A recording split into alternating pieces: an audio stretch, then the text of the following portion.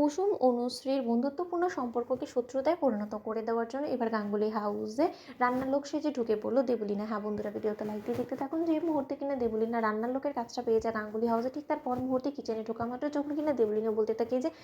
আজকে তো অনুশ্রী ম্যাডাম আপনি রান্না করবেন, তাই তো আপনি তাহলে বেশ রান্না করুন, এবং আজকে আমি শুধু দেখি, আমি সবার ভালো লাগা খারাপ লাগা সমস্ত কিছু একবার আমি শিখে নিই, তার পরবর্তীতে সমস্ত কিছু আমি নিজ হাতে করে নেবো। ঠিক সেই মুহূর্তে যখন কিনা অবশেষে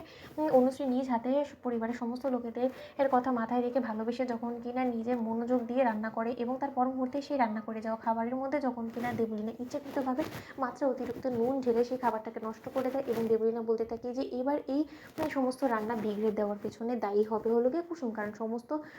চাপ গিয়ে পড়বে কুসুমের উপরে, কারণ সমস্ত লোকের এটা জানে যে এই কিচেনে সব থেকে বেশি যদি কারো আনাগোনা থেকে থাকে সেটা একমাত্র কুসুমেরই, এবং তার পরবর্তীতে আজ থেকে শুরু হবে কুসুম এবং অনুশ্রীর ভুল বোঝাবুঝি, এবং কুসুম তোমার নাকের ডগা দিয়ে আমি এই সমস্ত চক্রান্ত করে অনুশ্রীকে তোমার বিরুদ্ধে উস্কে দেবো, অনুশ্রীকে তোমার রীতিমতো চরমতম শত্রুতে পরিণত করে দেবো, অথচ তুমি কোনো কিছু বুঝেই উঠতে পারবে না। তার পরবর্তীতে দেখো আমি একে একে সমস্ত কিছুকে নিজের কবজায় কী করে করি। ঠিক সেই মুহূর্তে যখন কিনা অবশেষে অনুশ্রী সেখানে এসে বলতে থাকে যে নাও কুসুম এবার খাবারগুলো আমরা সার্ভ করে দিই, কী বলো। ঠিক সেই মুহূর্তে অনুশ্রী যখন কিনা বলতে থাকে যে কুসুম তুমি এর আগে কিচেনে ঢুকেছিলে, ঠিক সেই মুহূর্তে ছদ্মবেশ ধারণকারী দেবলীনা যখন বলতে থাকে যে হ্যাঁ সে তো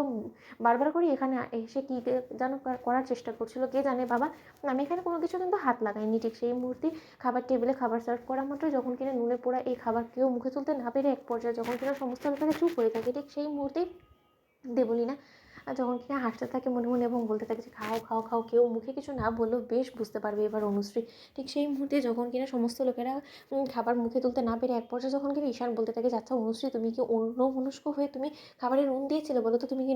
খাবারে নুন ঢেলে তুমি একবারও টেস্ট করোনি যে খাবারের নুন কতটা হয়েছে, এটা তো নুনে পোড়া হয়ে গিয়েছে, রীতিমতো মুখ পুড়ে যাচ্ছে, এই নুনে পোড়া খাবারটা খেয়ে কী করে আমরা খাবো বলো তো। ঠিক সেই মুহূর্তে দেবলীনা যখন কিনা মনে মনে হাসতে থাকে, অন্যদিকে অনুশ্রী বলতে থাকে যে এটা কী করে সম্ভব হবে, আমি নিজে সমস্ত কিছু টেস্ট করেছি এবং সম্পূর্ণরূপে সব জায়গায় নুনে